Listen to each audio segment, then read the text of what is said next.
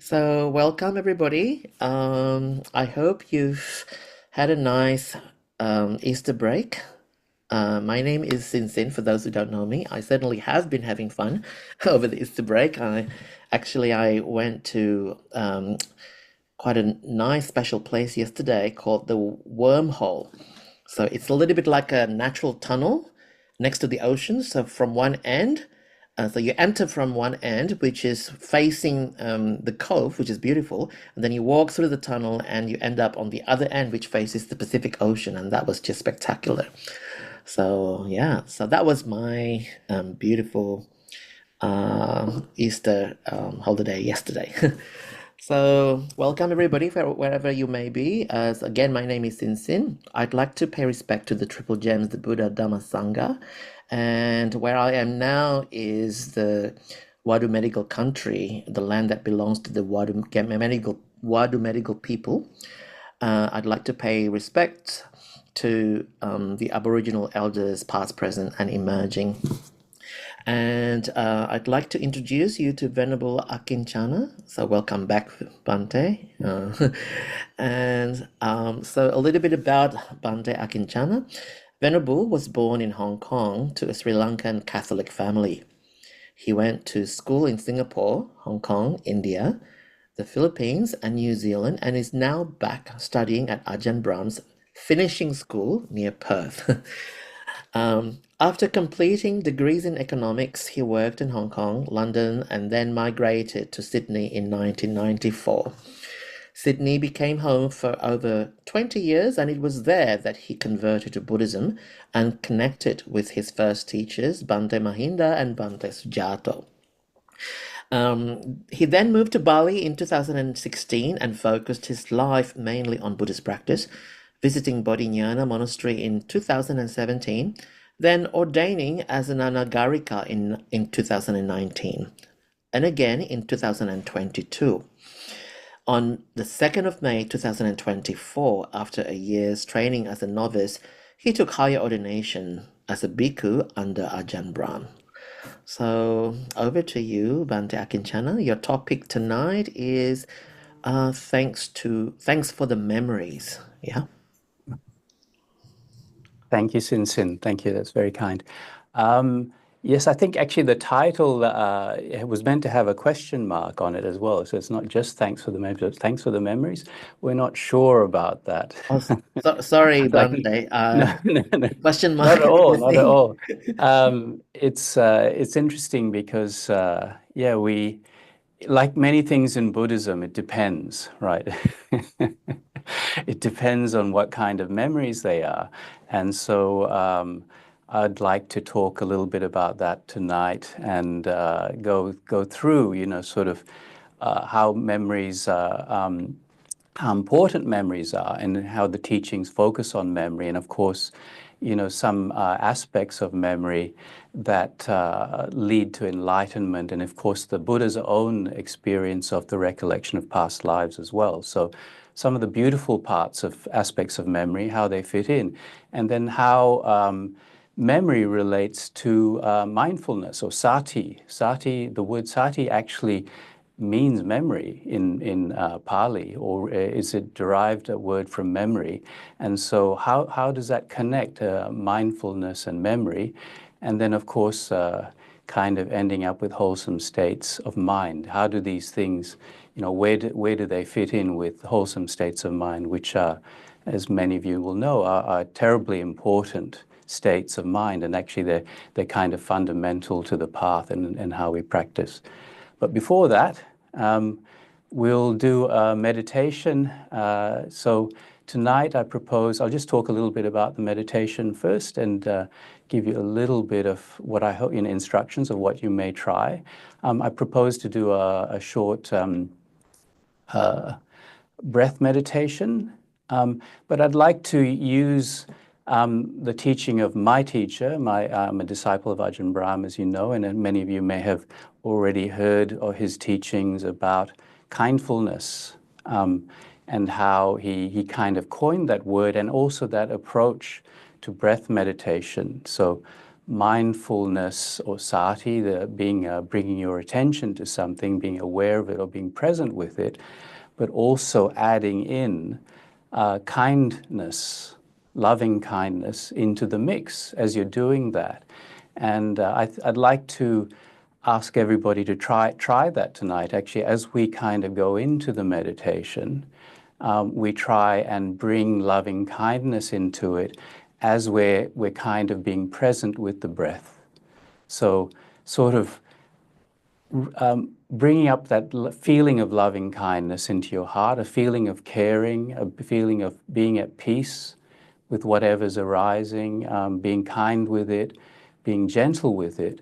Because as we kind of try and focus on the breath, certainly in the first part of the meditation, what tends to happen is we have thoughts, sensations in our body, memories coming in and disturbing us, perceptions, and our mind is kind of flipping around here and there, focusing on those things, and then trying to come back to the breath when we realize that it's kind of just drifted away or has been disturbed for a few moments. And then what we try and do then, that's actually quite critical, is what happens often at that moment is when we realize that our mind has drifted, we get a bit tense, actually, and I'd like you to actually kind of sense that, the tension that builds when you sort of realize, my mind's not doing what I'd like it to do. I'm not in control of it. And I really wanted it to really just go and get into the breath, and now it's moved away, and now it's got involved with all these things. And often when that experience happens, very subtly, a tension arises in our mind or in our heart. And we kind of struggle as we try and move back to go to the breath. And that tension actually makes that movement back to the breath quite difficult. It sort of is a little bit of conflict in our mind as we're going through that. And that's the part, as soon as you sort of realize, okay, this thing has happened, then that's when your loving kindness, you kind of just let your love flow into yourself and to the breath and to that experience, and really soften your heart as you kind of shift back and come back to the breath, and try and sustain that, if you can, that sense of loving kindness as you come back and make peace with that thing, that distraction. You're kind to it, and then you kind of remain gentle as you can reconnect with your breath again. So if there are not any questions on that, I think we'll get started with the guided meditation, which will be about 15 or 20 minutes or so. Okay. Just first, Namo Tassa Bhagavato Arahato Samma Sambuddhassa. Namo Tassa Bhagavato Arahato Samma Sambuddhassa. Namo Tassa Bhagavato Arahato Samma Sambuddhassa. I'd like you to take a relaxed and comfortable position.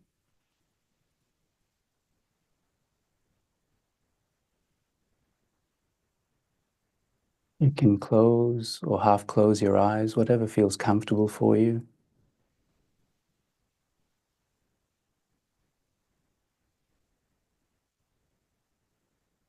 And first we'll start with a short body scan, just to kind of bring ourselves back into this moment, into how our body is feeling. We start with the feet. Relax the feet, the toes. You can wiggle them around if you like. Just relax, let all the tension flow out of them. Relax your lower legs.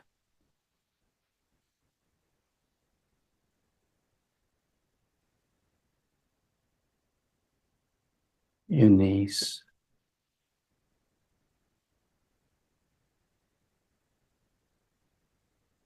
Relax your thighs.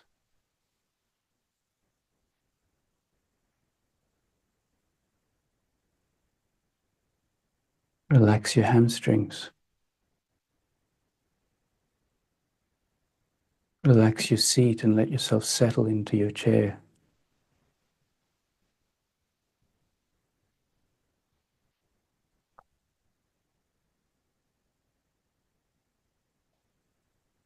Relax your lower back. Any tension, let it flow out.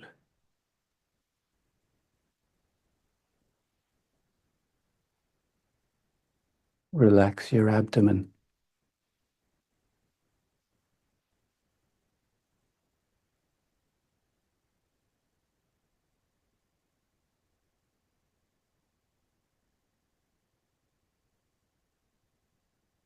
Have a sense of kindness to all the organs, all the hard-working bits and pieces of you inside your stomach, kidneys, liver.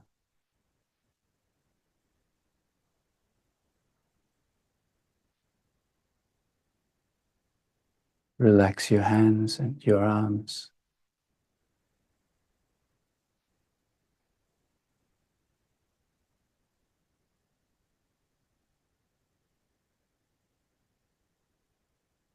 Relax your chest muscles.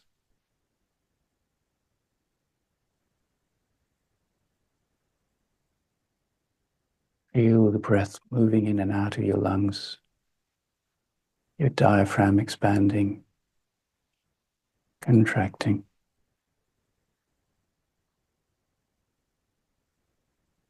Relax your upper back.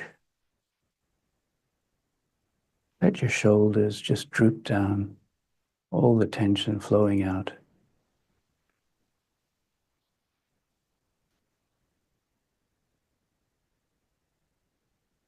Relax your neck. Feel it balancing the head.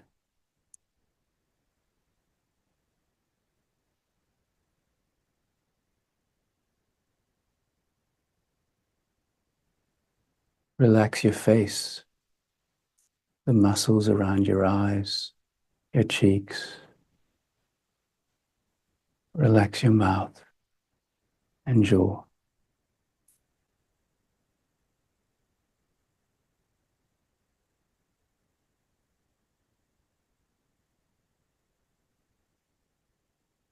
Relax your brain. Just open up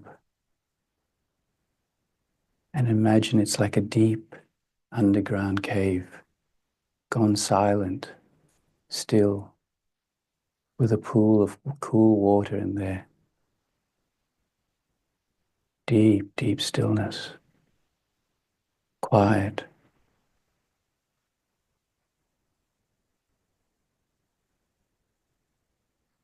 Relax the crown of your head.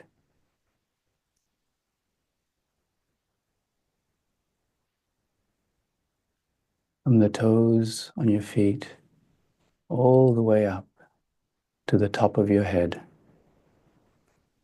Relax.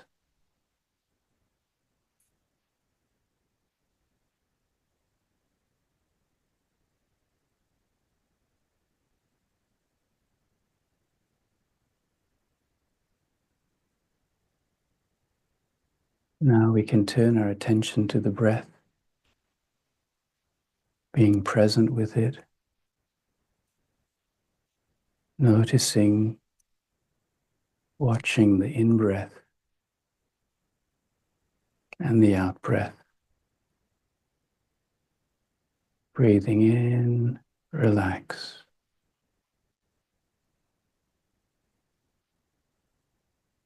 Breathing out, relax.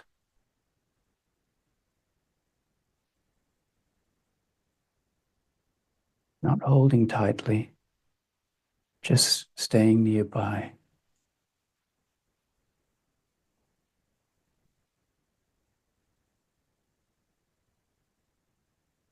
Noticing the change. Sometimes the breaths are deep and long, sometimes shallow and faster. Nothing to control, just letting the breath be.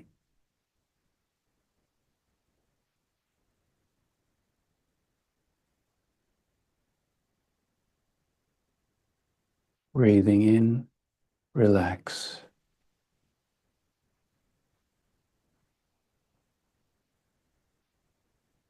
Breathing out, relax.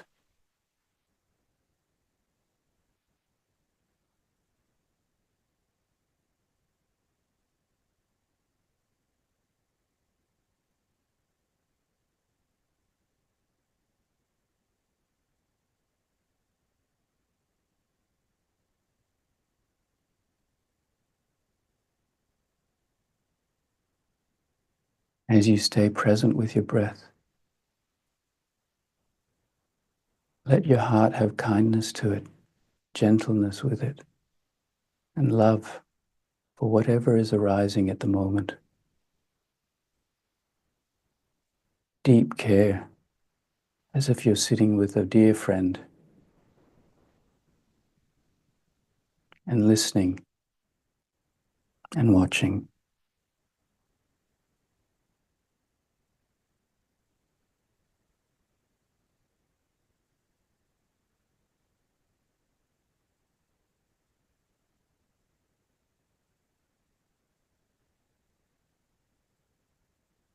If any tension or tightness arises in your body or in your breath,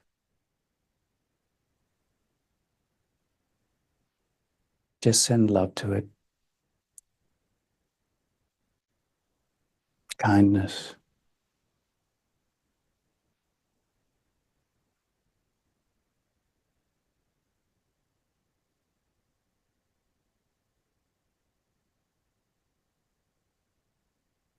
Any thoughts that arise, sounds, don't suppress them, don't try and control them. Just watch them. Let them be, like clouds moving across the sky.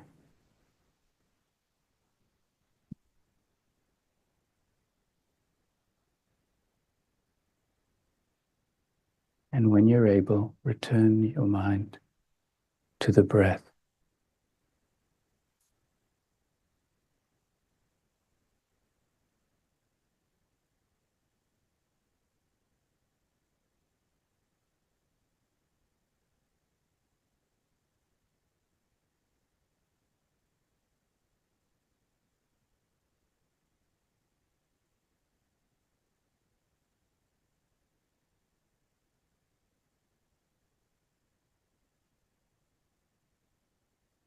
Continue on with your practice, relaxing into any tension, making peace, being kind, being gentle.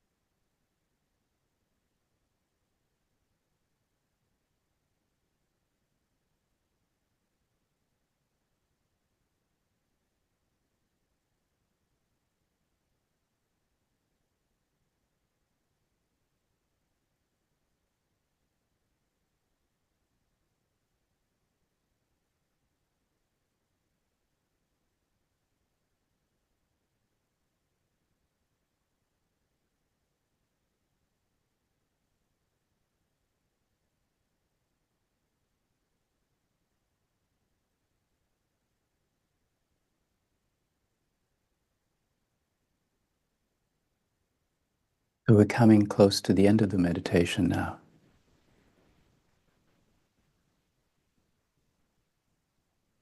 But before we finish, it's a good thing to do to review the meditation.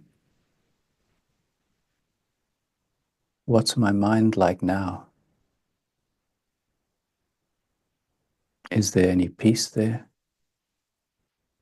Quiet?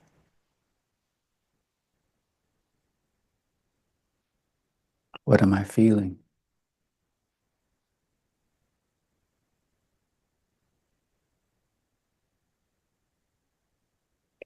What was my mind like at the start of the meditation? It may feel like a long time ago now. But try and recall.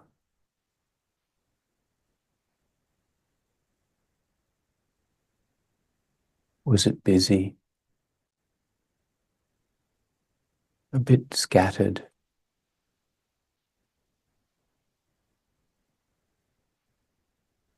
Or was it quiet? How did it change from the start to the end? What happened? What obstacles did my mind come across?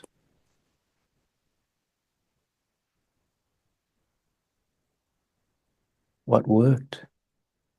What helped settle it down?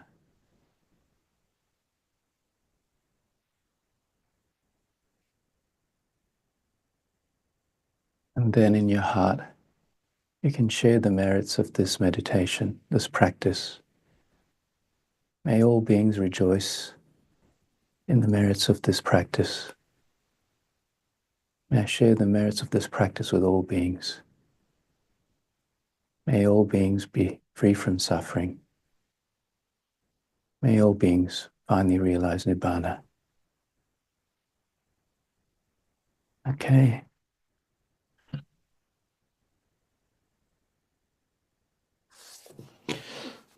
Thank you, Bhante. So now you're going to give the talk on the topic of thanks for the memories, and then question mark.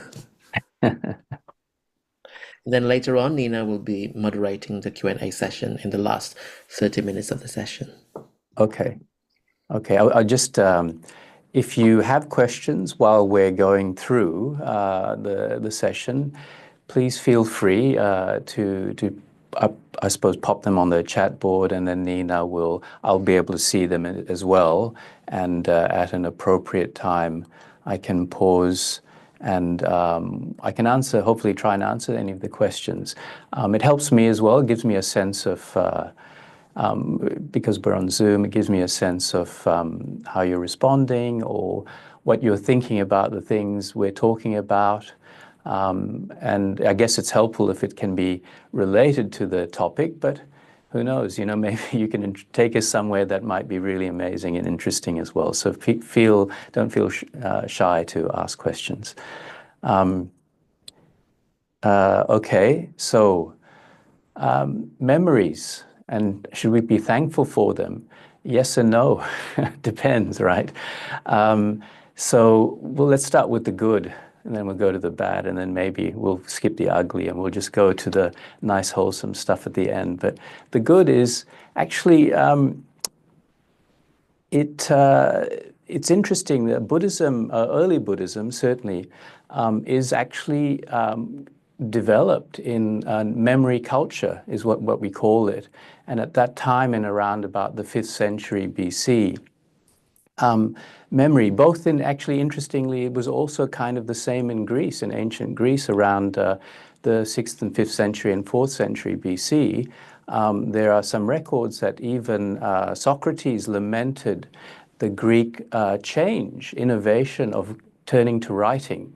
And he felt that that was actually detrimental to the use of the mind, to the development of the mind. And apparently Socrates used to also meditate. He'd go into deep meditations and contemplations for quite some hours and be quite peaceful in them. So it's interesting that at a similar time in history, there were similar thoughts.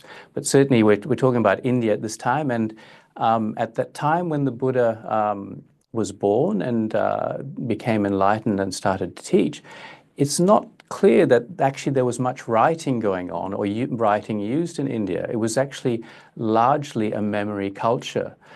So the Vedic hymns were memorized and sung and chanted from memory, and they're quite substantial and long. And the Upanishads, the Buddha arose in the kind of early Upanishad period, and so they were also being memorized and taught. And so memory was incredibly important. It's still very important today, actually, where as monks we're encouraged to memorize some of the suttas, certainly the chanting. We are actually encouraged to memorize a lot of chanting. And as you're doing that, you sort of realize, oh, wow, okay, it is really an interesting aspect of the mind to try and recall things. And at first, certainly when I was starting to try and memorize things, like certain suttas and certain chants, we have house chants that we have to get to know, and it's not really great if you're looking at a book and you're chanting in front of lay people. So it's quite nice to actually know them off by heart. And it was a little bit challenging because it's not something that I had really done a lot of since I was at school. When I had to memorize some poetry here and there, or a few lines of something for classes or literature. But so initially, what I'd realized is, wow, okay, it's quite a different experience, bringing things up in your memory, and the process of actually kind of memorizing sometimes quite long suttas, something like the Ratana Sutta is like 17 or 18 verses or something like that. So, and it's in a language that I don't really know that well, Pali.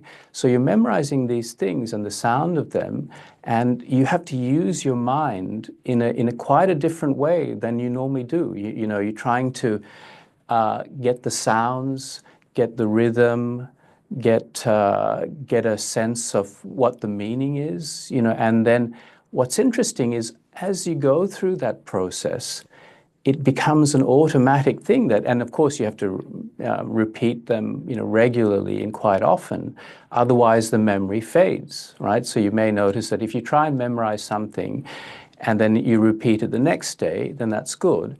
But if you don't repeat it for another 3 or 4 days, you start stumbling through it. There's a sort of fragmentation of the memory of it. But when you go back and repeat it again, it becomes stronger. So that repetition, that re-experiencing of that memory, of that recollection, actually kind of hardens it and solidifies it in your mind and actually makes it much stronger and makes it almost easier. And then it's really interesting as well as when you're chanting, sometimes when you try and think about it too much, you again start stumbling through the chants. But when you just kind of let it go, it's almost like there's a body memory in the same way that sometimes your body remembers how to do things, to catch things or to close doors or to write. You're not really thinking about how you're writing anymore, right? Your body just kind of knows how to do that. And so all of a sudden you realize, oh, right, okay, so the mind and body, mind is reacting in a similar way. It just knows. You don't have to really think about it. You're recalling this thing and it arises in your mind.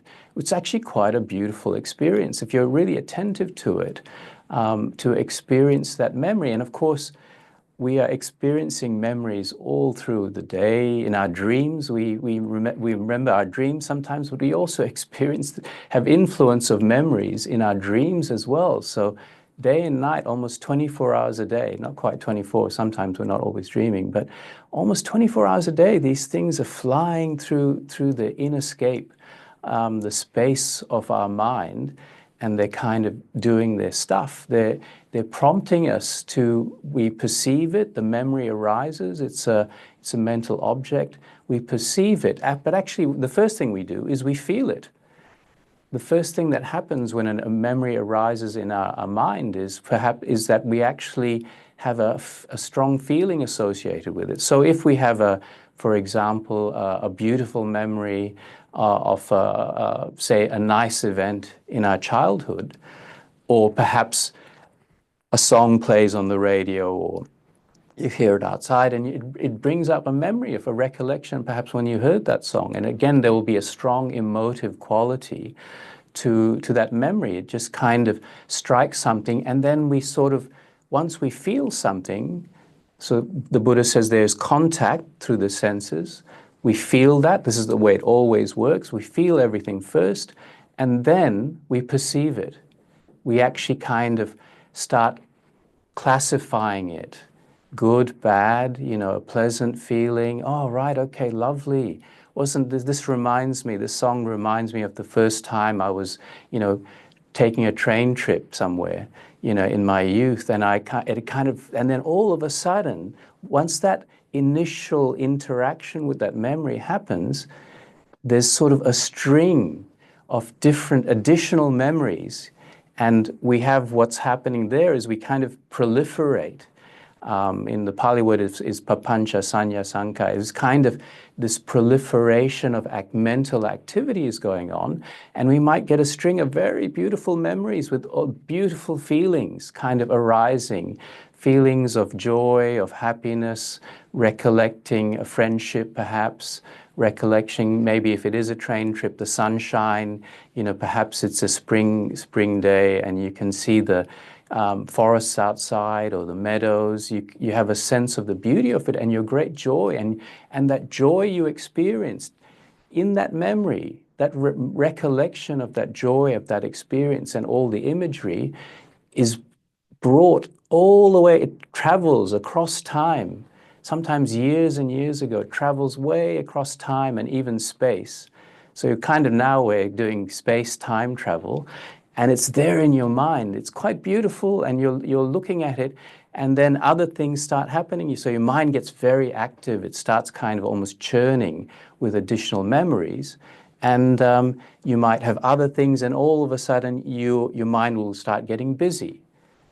So this is kind of the sort of downside. As the memory kicks in and your mind latches onto it, the perceptions, and then you start proliferating, you start getting more memories, more ideas. And then all of a sudden, you might recall that, oh, hold on, at the end of that train ride, you got off and you fell and you hurt your knee or something like that. And then you remember, oh yeah, I remember that. And then you remember how painful it was. And it's just changed. This whole experience is now turned into something painful and possibly even traumatic. And then because of the tone of that memory, if it's something painful, more painful feelings or more painful memories will start arising. Knee pain, oh yes, and I remember that time I hurt my other knee and then my shoulder, and all of a sudden, so the tone of the memories is set by the feeling, the strong feeling that triggers it off. And all of a sudden, your mind has gone off in a different trajectory, and it's actually very difficult to work your way back. If you kind of stop and think, hold on a second, where am I? How have I got here into this place in my mind, within these memories? It's actually very difficult, if you've allowed it to go on for quite a long time, to trace back to the starting point of where did this feeling and these memories come back from? They're obviously just arising from within your mind. But if they become quite negative, and they can then actually sustain a sort of very negative, unwholesome state of mind. And of course, in meditation, that is where you've kind of hit the part where it's very difficult. You become very tense. It's very unpleasant, and it takes can take some effort to shift your mind back to something more stable, more pleasurable, or more peaceful in your mind. So that's kind of this thing. Memory is so prevalent and very dominant in our minds, and it is the thing that can kind of drag us here and there, and it almost sweeps us away. The Buddha says we can get swept away by the tides of conceiving.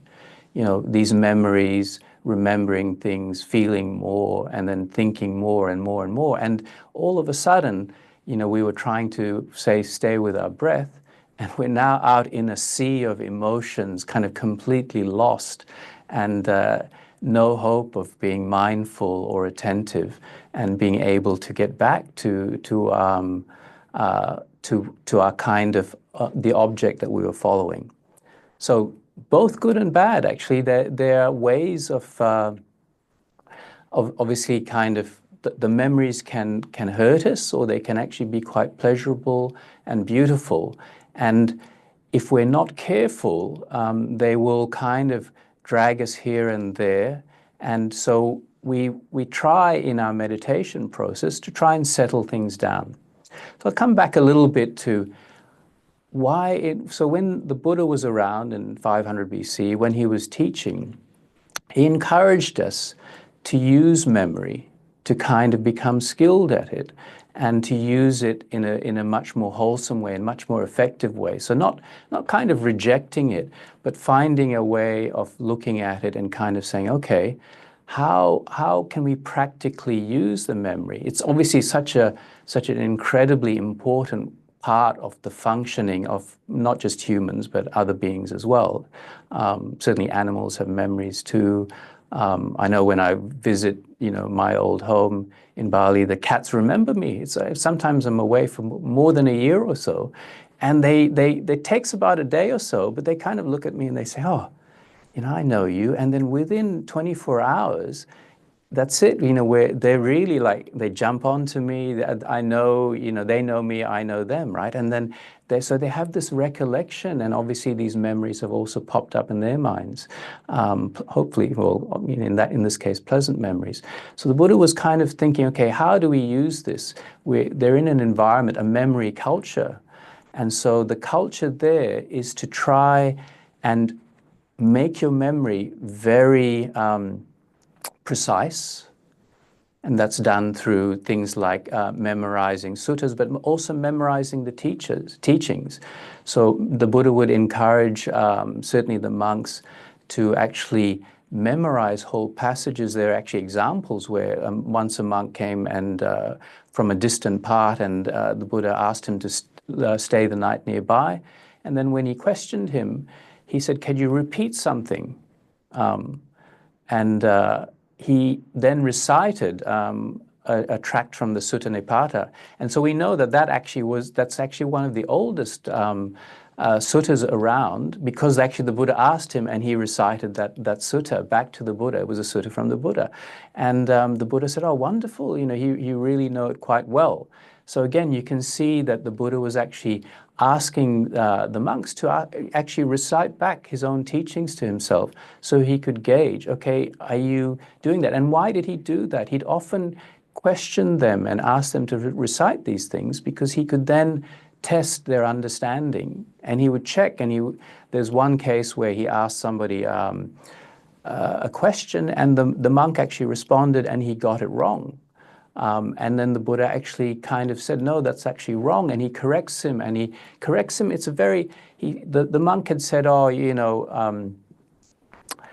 he talked about the greed, hatred, and delusion. And if you're without those things, then your mind is wholesome and perhaps even attaining to some kind of higher wisdom. And the Buddha said, no, actually that's not right, because a baby doesn't really have a delusion. It doesn't really, a tiny infant will not have much greed. It's not really responding to things in that way. And so somebody could actually say, well, a tiny infant doesn't have those things, so they must be enlightened, so you're wrong. And actually what he corrected him, and he said, it's actually the tendencies, the underlying tendency to greed, hatred, and delusion that are actually our problems. It's not because they're there, they kind of arise when the conditions are there. So it's interesting, you can see that the Buddha is actually testing his students, his disciples' memories. He's actually often telling them, you really need to know these teachings so that when you are questioned, when people ask you questions, and when you are also doing teachings, you are not misrepresenting the teachings. You're not misleading them or giving them wrong guidance. And there's kind of this interaction between the Buddha and many of his disciples in the suttas, where we get those kinds of interactions. And often when they get stumped or they kind of say the wrong thing, they come back and have a conversation with the Buddha, and he corrects them. Often in a very gentle manner. He tells them, no, this is how you should say it. But sometimes he said, no, that's correct. That's how I would have explained it as well, which is very high praise for him.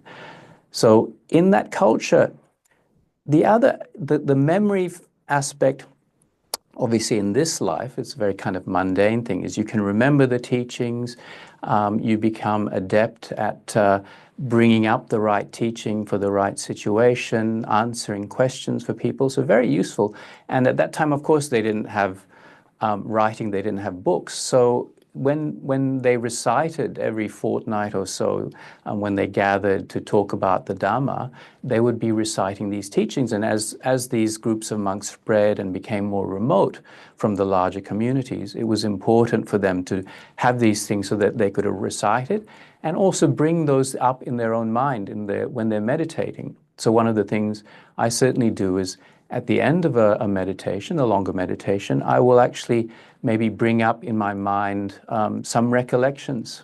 So a memory, but a recollection, a positive recollection perhaps of, the nature of impermanence, suffering, and not self. There are a number of these that are in the suttas and recommended as things that we can actually look at. And the short teachings that we can actually look at in the quieter and more still state of mind that we are often at the end of a meditation. We can turn our mind to look at a recollection. For example, I'm of the nature to become old. I'm of the nature to become sick. I'm not exempt from sickness. I'm of the nature to die. Everything that's near and dear to me, all the beings and all the possessions that are near and dear to me, one day they'll all become otherwise and we'll be separated. And then karma I'm the owner of my karma, I'm the heir to my karma, I'm born of my karma, I'm bound to my karma, and karma is my refuge. Whatever actions I take, thoughts I have, speech I make, good or bad, of that I will be the inheritor.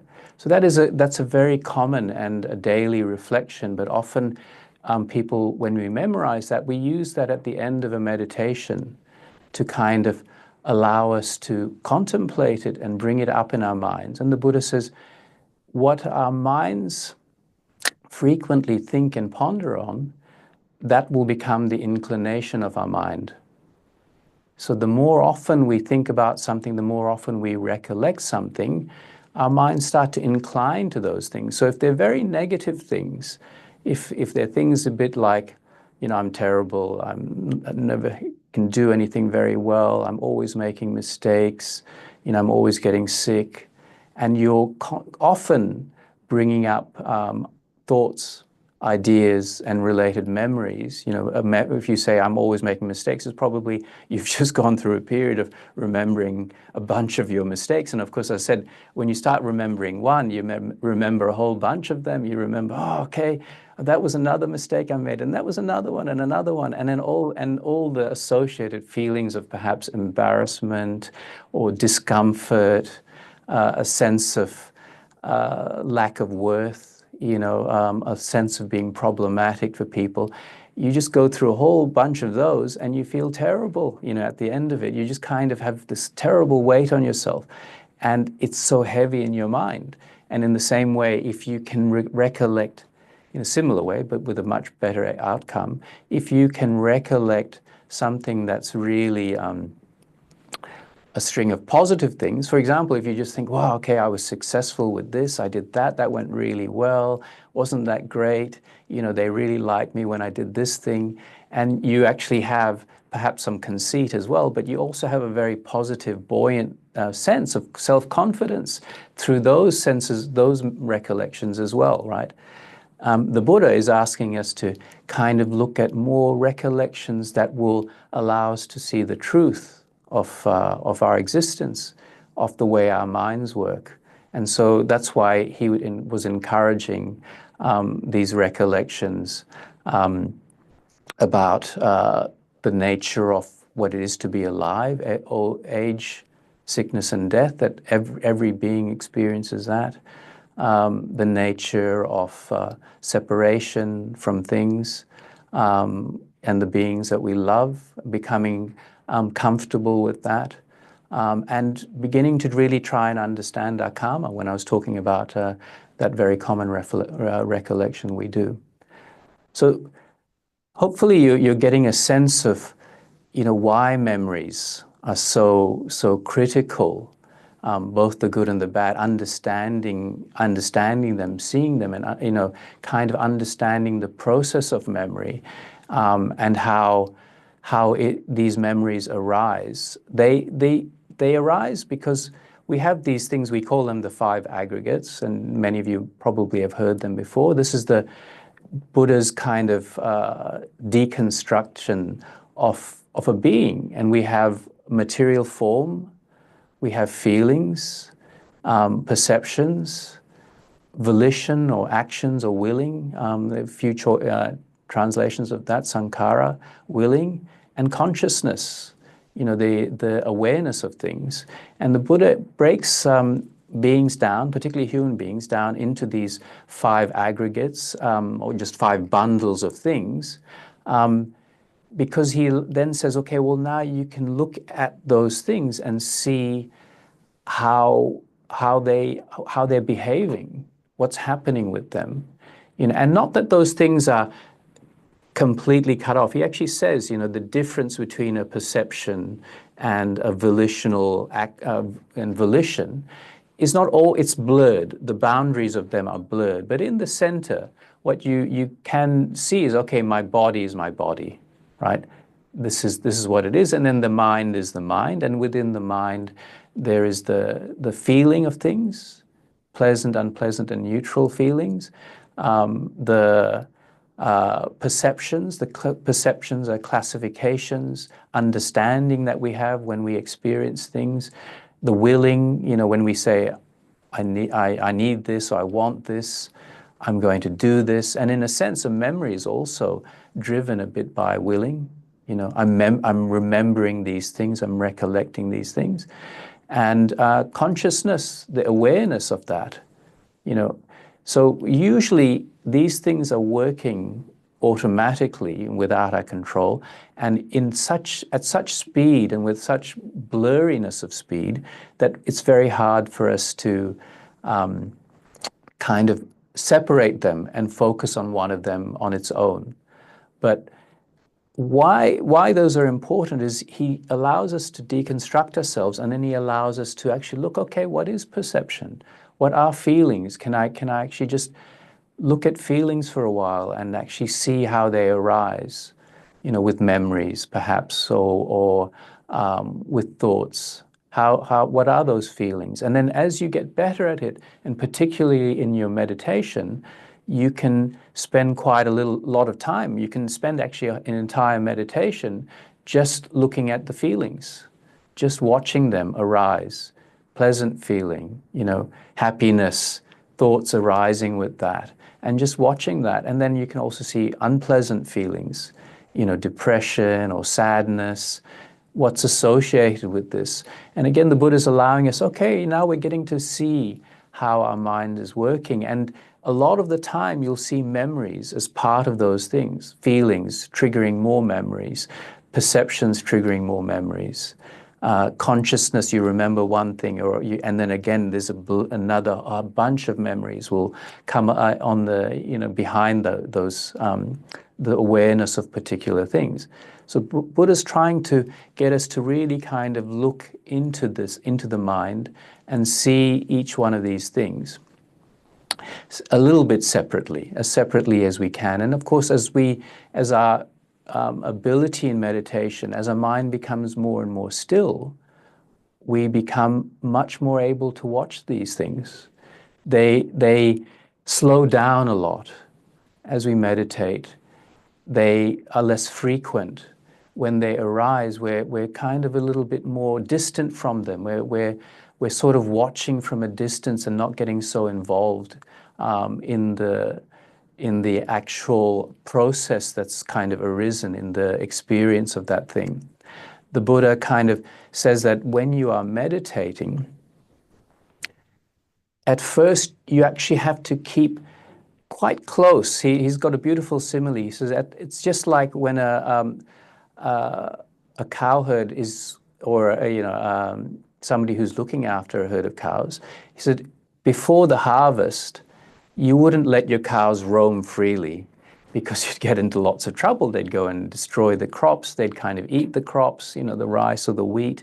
And so at that time, you're keeping a very close eye on your cows and you're tapping them here and there, just making sure you keep bringing those cows back into the area where it's safe for them, for you, and for the crops. You sort of tap them on their back and their shoulder, not hitting them hard, but you bring them back. You're really guarding them at that point in time. And so you're trying to keep very close watch on it.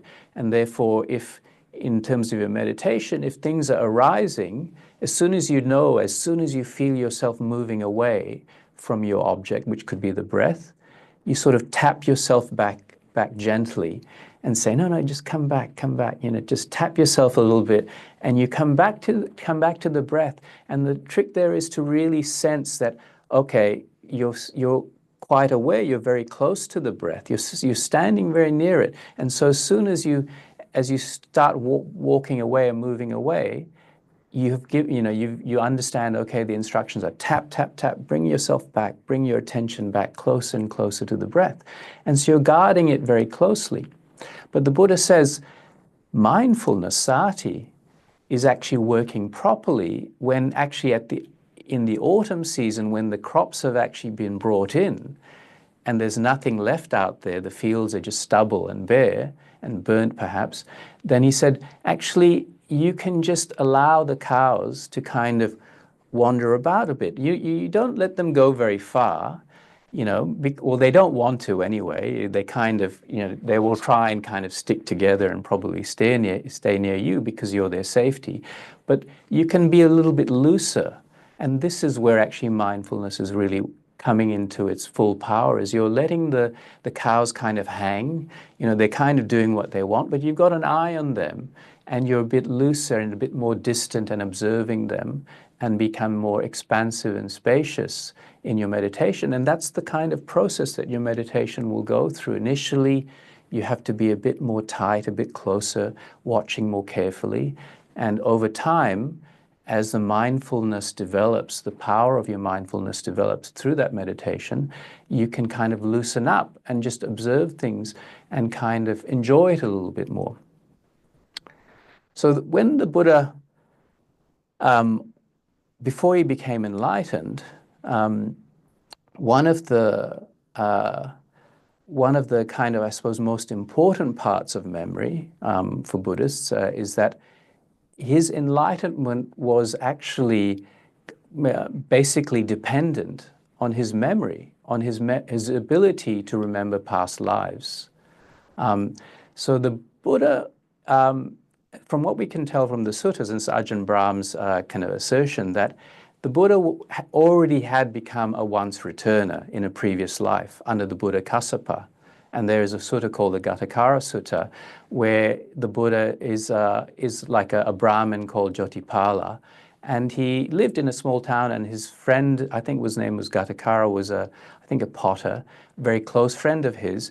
And his friend was a disciple of the Buddha Kassapa, which is the previous Buddha. And Ghatakara kept trying to get Jotipala to come and visit him and go and see the Buddha Kassapa and listen to his Dharma talks. And Jotipala was like, no, I'm not interested. He kept saying, no, I can't be bothered. I'm not really interested in doing that at all. I'm happy being a Brahmin. I'm happy with my life.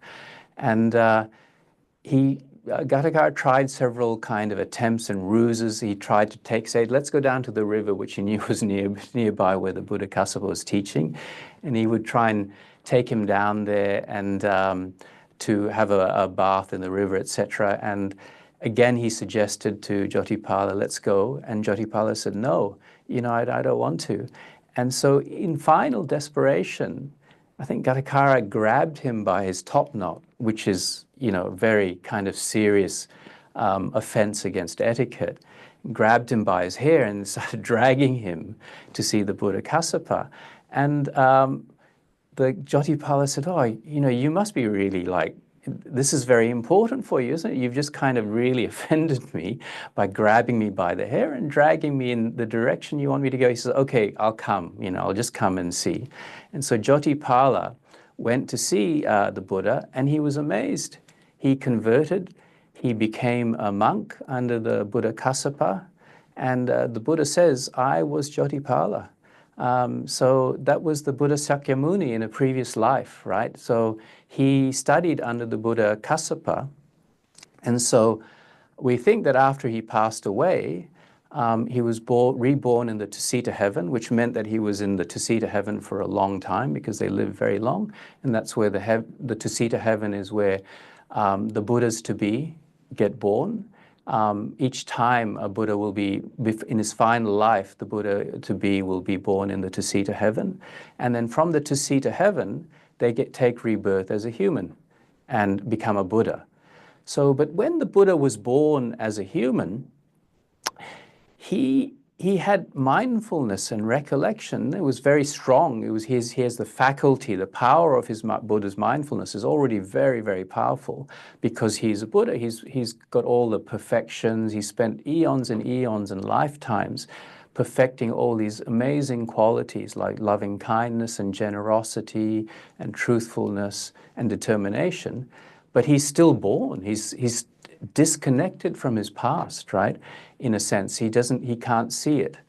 And he has to live his life, and he actually says in another sutta that until he was 29, when he decided to leave his family, he actually lived a very luxurious life, and he got married, he had a child, he lived quite a hedonistic life, actually, as hedonistic as, and it sounds like, the suttas tell us that the lives of wealthy people at that time could be very hedonistic. Music, parties, events, of course, training to be a leader and a king or a senior person in the community. So a very busy lay life and very hedonistic lay life. And he lived this life until he was 29, and then he had a desire to leave and follow a spiritual path. But then he spent 6 years doing what was following a path that was very common at that time in India. There was a general sense that the way to enlightenment or to wisdom was through asceticism and austerity, by self-mortification, by eating little, actually sleeping on beds of nails. And he talks about that. So people would sleep on beds of nails. They would eat like, a handful of food a day, half a handful of food a day. They would starve themselves. The Jains used to pull, and they still do apparently, they pull their hair out.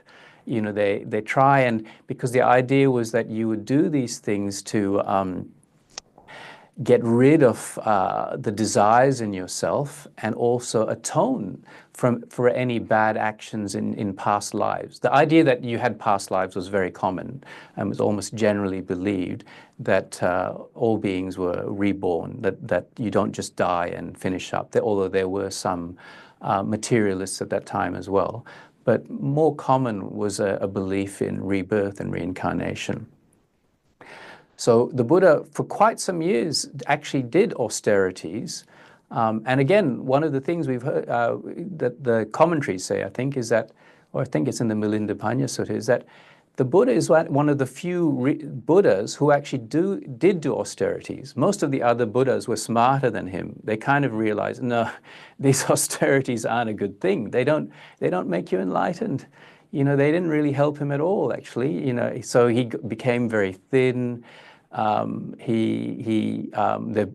statues of the Buddha looking like a skeleton with his ribs showing. He actually says that he could poke his stomach and feel his spine through his stomach, and so he was so thin.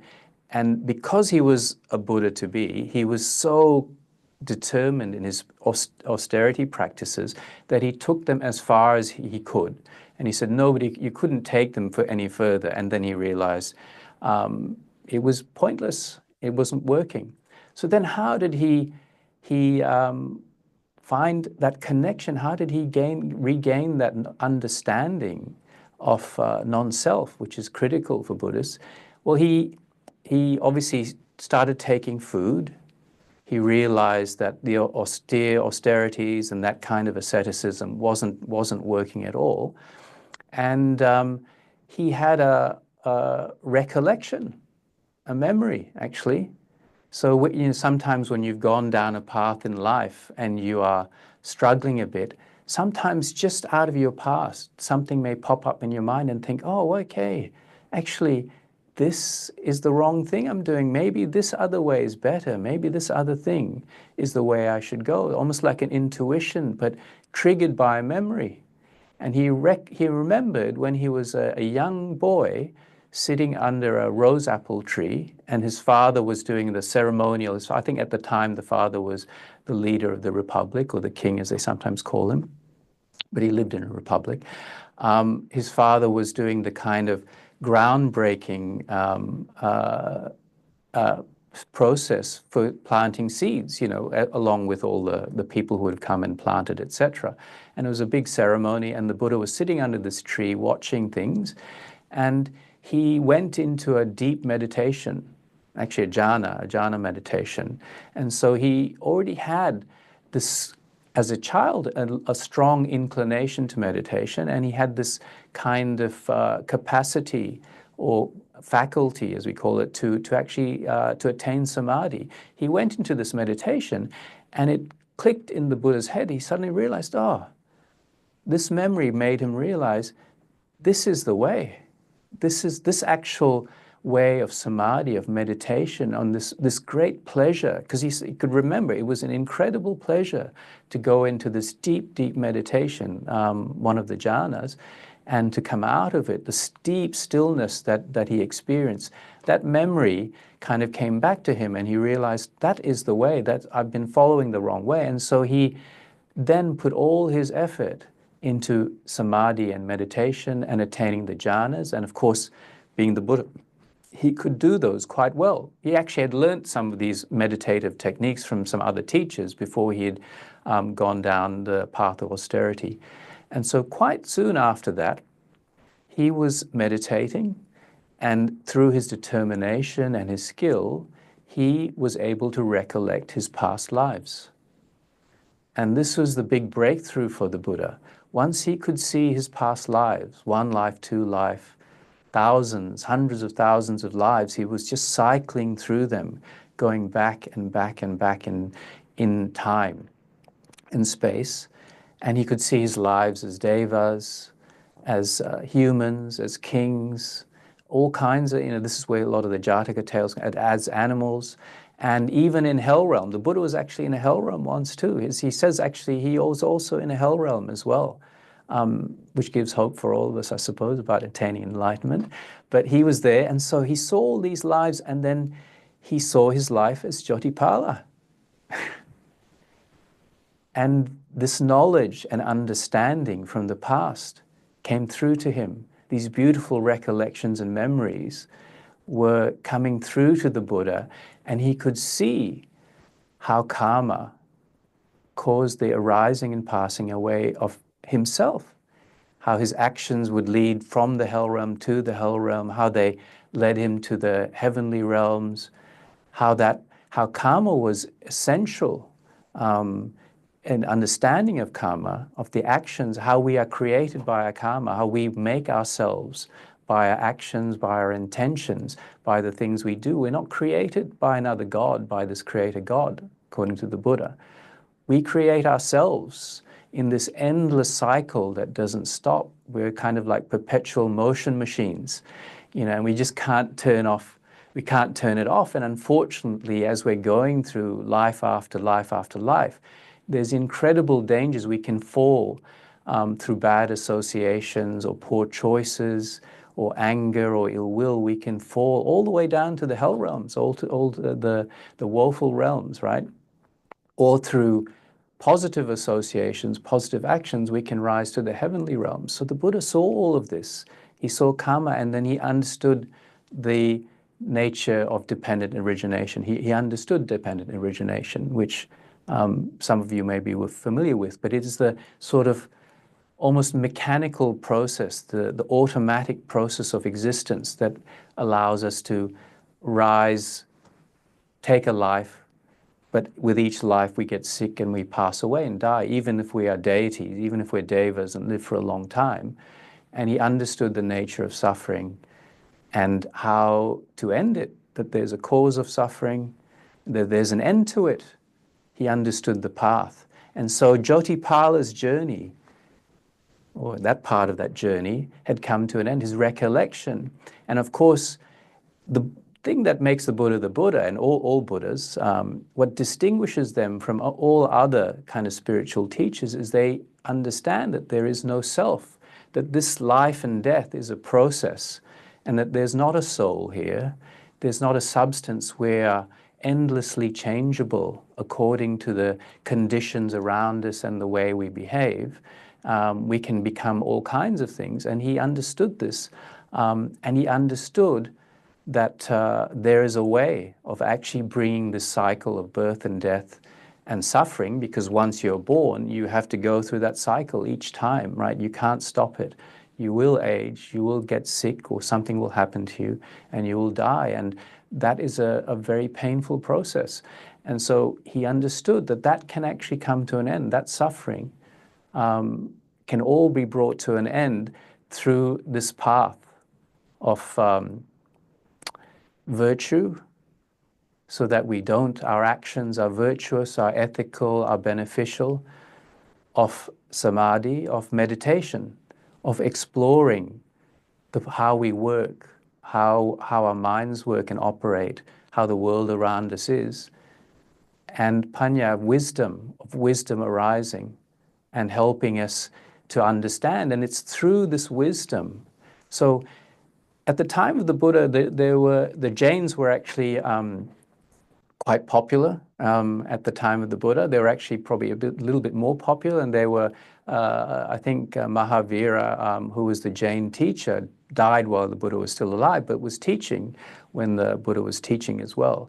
And the Jains had this idea that, oh no, you just have to be austere and do these very harsh practices to cancel all the bad karma, and you have to kind of wait it out and, you know, keep doing these, you know, like pulling out your hairs, starving yourself, doing all this stuff to sort of offset all the bad karma. And the Buddha said, no, you don't have to do that. You can cut it all off with wisdom, right? He says, that's a terrible idea, because he actually discusses it with them, and he says, no, you know, what the path for us is through this meditation, through mindfulness, through an understanding of what's wholesome and unwholesome,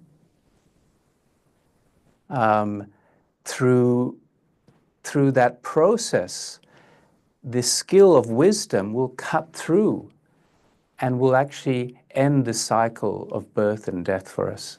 This process of wisdom kind of brings it to an end. The wisdom, the power of wisdom actually stops us from going backwards and allows us to get rid of all the old traumas, allows us to come to be at peace with those things, to be at peace with all those traumatic memories, to be at peace with the world, and to be at peace with what we are as beings, and bring that to its close. Otherwise, we'd just be going on forever. So, the Buddha takes us from memories, how we use those memories, how essential memories were in his own life, and he actually tells us that actually it's still possible, because we don't have selves, right? So for each one of us, it's still actually possible for us, through the meditative process, through experiencing deep stillness, that we can actually break through and start to experience our previous lives, to have recollections of that. And then we can ourselves develop our understanding of how wholesome states of mind, wholesome practices, wholesome livelihoods helped us to attain to better living conditions, to have a better mind, right? And how unwholesome behaviors were a great detriment, not just to ourselves, but the beings around us.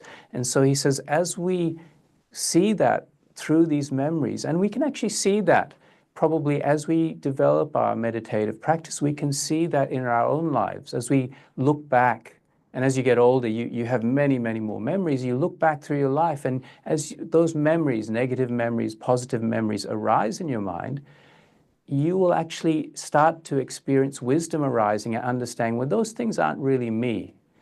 You know, they are just part of this process. There were things that happened, and they are not, they're not mine. They don't belong to me. They're not of myself, but they existed, they happened. And you can understand that and create that distance and develop wisdom and see how you can be at peace with them. So I might have stopped there. I haven't really seen any questions come up, but Nina, are there any, would you like to go on with some questions or? Yeah, let's invite some questions from our audience. Yeah, we already have a few. If you'd like to type your question in the chat or just raise your hand like Simran and ask directly, that would be great. Okay, let's start with Simran. Thanks for your question, Simran. Why don't you go ahead and unmute? Thank you, Venerable Akiñcana, for the meditation and talk. Actually, I had to leave because like I heard Sinsin mention about you that you were living in Bali, and I'm actually heading right now to fly to Bali to start living there for a bit. Now, I have two questions related to what was discussed. Now, firstly, about our ability when we get into deeper states of meditation, perhaps to access a bit of understanding of our past karma and lives. I wanted to ask, is it possible for those who already have that ability to see that for other people, like other people's past lives and karma? Because I've previously been told about, so I have a skin condition, for example, and somebody who I was a little bit skeptical about what they said to me, because the Buddhist practice they follow was sort of mixed with other beliefs, but they said that it maybe because in my past life I was a hedgehog and living under a tree, like my body doesn't react well to the sun and outside exposure and things like that. And at that time it made somewhat sense to me, but then I also wasn't sure if it's true that people can do that. Okay, yeah, yes, it is true. Like the Buddha actually talks about not just his ability to see his own past lives, but his ability to see the lives of other people as well, and to see the karma. He could see that the causes of them being reborn in a particular place, in a particular condition, and he could trace that back. Sometimes he even talks about beings who are connected by conflict, or connected by close kind of family relationships. So sometimes we may be born into a family where we're actually in the family, but the person who we're with is somebody who had lots of conflict with us in our past life, right? So that can actually explain sometimes why sometimes the conditions or the nature of your relationships with people, sometimes you meet somebody and you like them straight away. And sometimes you meet people and you kind of feel, I'm not really sure about this one, right? And people just have an aversion. So these are things, and yes, it's possible. Of course, yes, it is entirely possible. The Buddha talks about it. It's a skill that people have. Perhaps it's also something that they have had in many lives, right? So it doesn't mean that you're enlightened, your ability to see other people's past lives, but it can be part of that process. Sorry. And the second part of my question was regarding that karma in a simple sense. Obviously living in Indonesia, which is like 80% Muslim, I get a lot of questions related to Buddhism when I try to explain karma, because people often say like, but who created that karma? Who is the creator? What is the purpose? Because they have that sort of mindset. And I struggle to explain it. Is there a sort of simpler way that we can explain it to somebody from another belief system? Yes. Yeah, I mean, it's quite common because most spiritualities, and actually the nature of even Western philosophy, like I think, therefore I am, the Descartes kind of idea of the self, asserts an agent, right? There's an agent behind action. And yes, actually, we exist, but in a way, we don't there's movement and things happen in the world, but you can kind of say there are natural phenomenon, right? So in ancient times, and even some people today kind of think, okay, there is, if a storm comes, there's a storm god that's now become present, right? And he or she has brought the storm and is raining down and has brought thunder and lightning. And I think in the many thousands of years ago, people used to actually try and go to war with storm gods to try and ward them off, and do things to try and keep away storms, etc., and believe that they were agents, there was actually a being.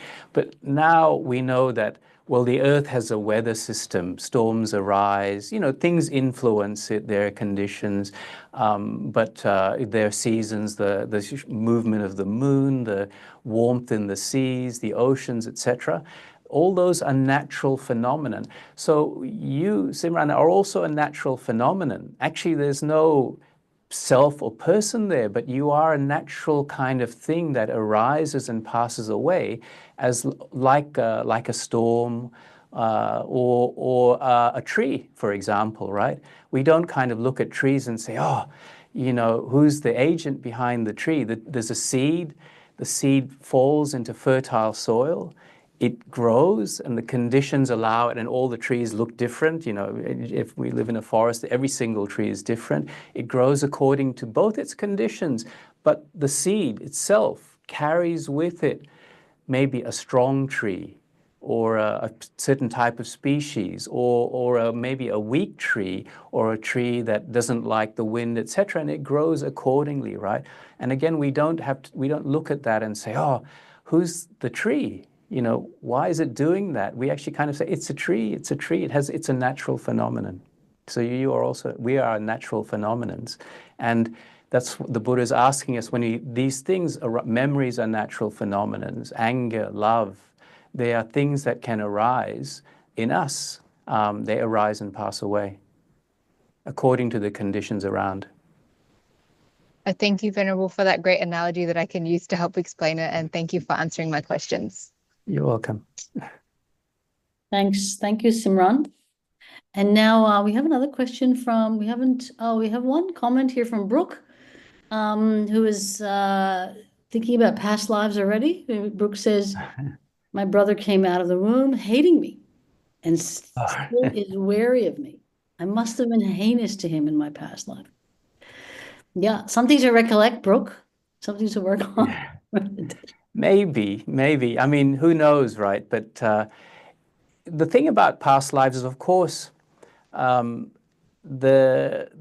that could be the case. There may have been conflict in a past life. Perhaps you were husband and wife, maybe, or perhaps you did something to that person, or perhaps they did something to you. It's very hard to try and resolve problems or issues in this life thinking that way. However, whatever the conditions are or were in the past, they can change in this life, right? And we can still kind of forgive any things that we feel have happened in the past that are unpleasant. We can still try and be as compassionate and kind to that person as possible, still be open and accepting of them as much as we can. But we may also understand, well, actually, those are the natural phenomena. There may be conflict arise. Maybe the characters of these two beings are causing conflict, and maybe distance may also be useful at times, right? Or care and watchfulness. So, but things can change. We're very open-ended, and that's the wonderful thing. The Buddha can go from a hell realm to becoming a Buddha, which is an amazing journey. And because there is no self, we don't have a kind of a substance that determines our fate, that always tells us this is what we're going to be. we are so open-ended, we can shape ourselves into the most beautiful of beings. Thank you, Venerable. That's helpful. And we have Gauri. Do you want to unmute and ask? Or Yeah, Hi. hi, Ven. Thank you. The meditation was wonderful. I just switched off the light. My kids were yelling, but I had headphones and still I was so relaxed. I mean, thank you. It Wonderful. was wonderful.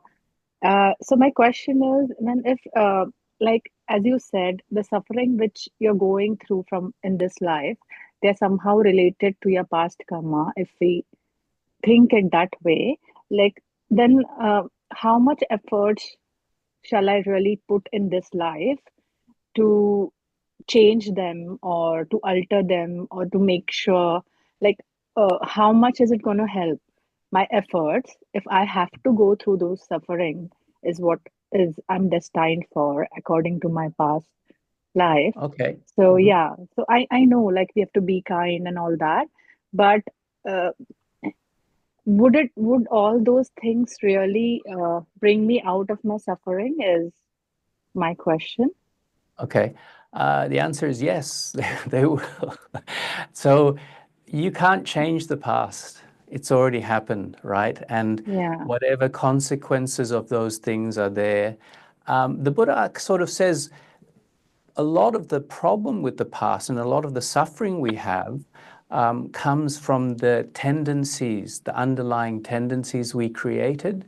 So perhaps even in this life, if we've had a life of being, say, very irritable and quick to anger with people, so that we would say is bad karma. That's our karma, right? Our tendency to be fault-finding or being negative with people. It creates, even in this life, tension with the world around us. But the underlying karma, and that might have come from a previous life. Our tendencies may be that, yes, we were actually irritable and fault-finding in our previous life and in the life before and in the life before. So there's a lot of weight. It's almost like a train, that a train takes, you can't just step on the brakes on the train and it will stop, right? It just, when you put the brakes on a train, it keeps going for quite some time and it slows down, and eventually comes to a stop. And so this momentum of kind of negative karma that we have, it is there as an underlying tendency and it remanifests in the present. So through our meditation, we are looking for these things.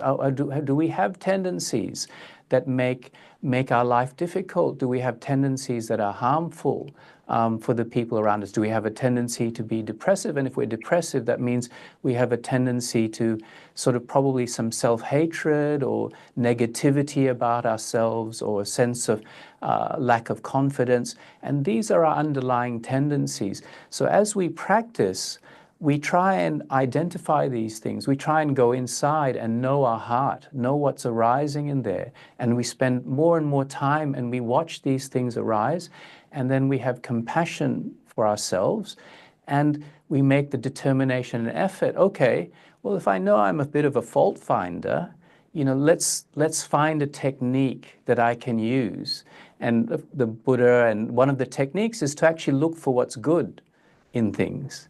If I have friends and I'm normally kind of, when I meet them, I kind of look, they annoy me, that the way they laugh is so irritating, or this thing they do is so annoying. Well, next time you see that person, say, I'm going to find 5 really amazing things about that person. That's it, right? That's the instruction to myself. And through these kind of simple processes, then you start realizing, they're very gentle, or they always say please and thank you. You find other things rather than focusing on the negative things. You find the positive, beautiful things about that person, about your situation, about the food that at first you thought was pretty average, but now you've actually kind of found beautiful things about it, right? And through that, wholesome states arise. You find joy as well. You'll actually feel it. A joyful feeling, a pleasurable feeling arises in you. And as you go into your meditation, Sometimes it's just being kind to people or saying nice things. As you go into your meditation, you can recollect those states that you experience, those joyful states, those wholesome states. They make your meditation far more peaceful, far stiller, and you have made good karma. And the wonderful thing is when you pass away and you are reborn, all the good karma you've made will be waiting there for you like your loving relatives. That's what the Buddha says. Thank you, Ven. Thank you. Thank you, Venerable. Do we have any other questions?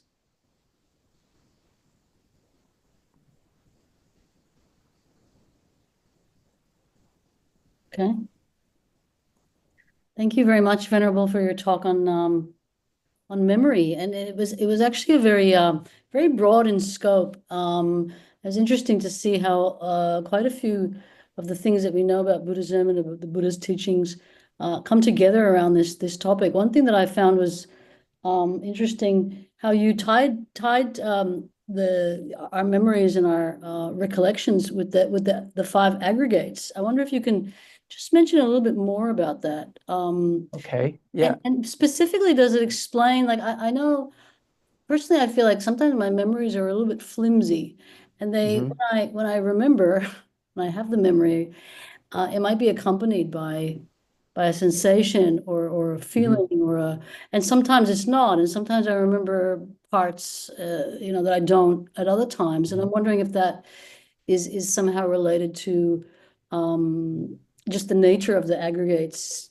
Yes, it is. Yeah, thank you, Nina. That's a wonderful question, and it reminded me that I didn't get into the mindfulness aspect, that much, but effectively, yes. So we experience everything as five aggregates, right? And our memories are it's a memory of one of the five aggregates of particularly, it might be a memory of the body, of a perception or a feeling, or a sense of consciousness of something, or willing something. And we are, because those things are kind of moving around a lot of them can be very vague, right? There's so much of this, in a life of 20, 40, 190 or 100 years. We have so many memories, so many things, experiences. Everything we experience is actually a potential memory. Of course, the strong memories are ones where we have either trauma, something that's terrible that's happened. And in developmental psychology, you can see that those very strong experiences as a child often influence the development of our personality, our fears, our coping mechanisms, etc., right? And so they're very, very strong, and trauma can be a very difficult thing, because once you hit a traumatic memory, it can draw in so many associated memories and negative feelings. But of course, beautiful memories will do something similar, and they're very dominant. But in our lives, I remember reading a neurologist was saying that actually many people think as you get older, your memories get worse, but he says actually that's not really generally true. What happens is you just have a lot of memories. And so when somebody says, hey, what was the best restaurant you ever went to? If you're 60 years old or something like that, you go hit the search, right? And you'll be searching. But if you're 12, and somebody says, what was it? You'll say, oh yeah, it was that restaurant, they've only been to two, right? Or something like that. So it depends on the kind of large range of memories you have. Now, the Buddha said, what's essential about mindfulness or sati is that the sharper our mindfulness is, the more attentive we are to things in our life, the more easily we recollect them. And this is the whole point. He says this is why mindfulness is the sort of gateway to deeper states of meditation, is because by staying with the breath, by kind of watching our memories, we're very fully aware of what's going on. And as we develop mindfulness, as we become more mindful in our life, for example, when we're sitting with a friend or a family member, and we're totally open to them, totally listening to them with mindfulness, totally aware of what they're saying, and being open to all of that and accepting of it, we can remember that conversation so much more clearly then, for example, if the TV is on in the background, you know, traffic noise is there, we're thinking about something else like, oh, what am I going to have for dinner? Oh, this conversation is so boring. You know, I've heard this all before, right? And so you have all these things blurring all the stuff around you, and that focus of mindfulness is not there. And so really the profound memories of our lives is when some emotion, the feeling has drawn our full attention, either in a traumatic way or in a very beautiful way to that, and we remember that, you know, we remember that very clearly. So that's how mindfulness connects with that, is because at that moment we're extremely mindful, we're extremely attentive and very close to that thing, and it's not blurred at all. It's like there's a bubble of mindfulness there, and we're in that space, and decades later it can pop up and we can have that memory of one of those aggregates. Thank you. Thank you for that explanation. Makes sense. Okay, I'll pass it over back to Sinsin to close the session. Thank you so much, Venerable.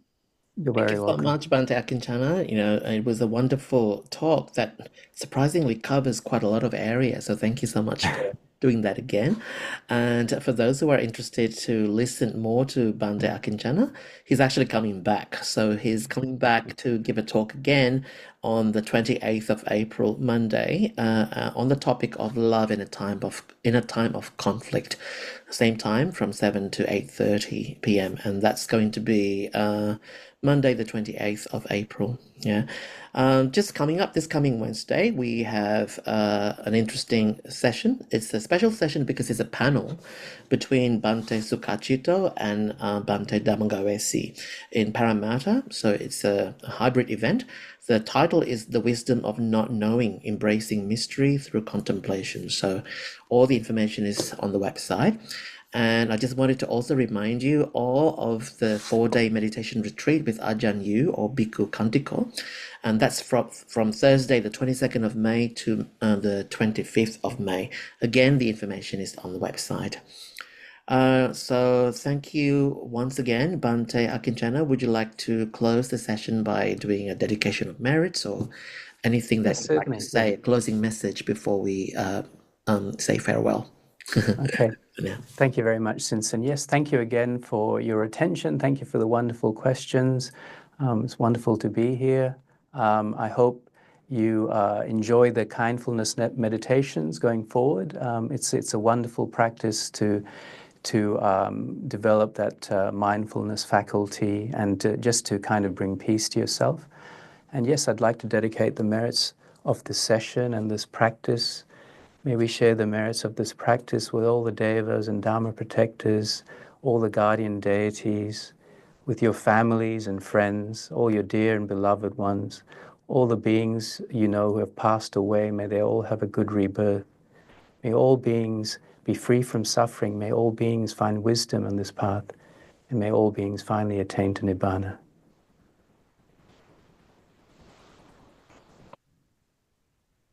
Sadhu, sadhu, sadhu. Thank you, Bhante. Thank you, Sinsin. Thank you, everybody. See you next time. Bye-bye. See you next time. Bye-bye.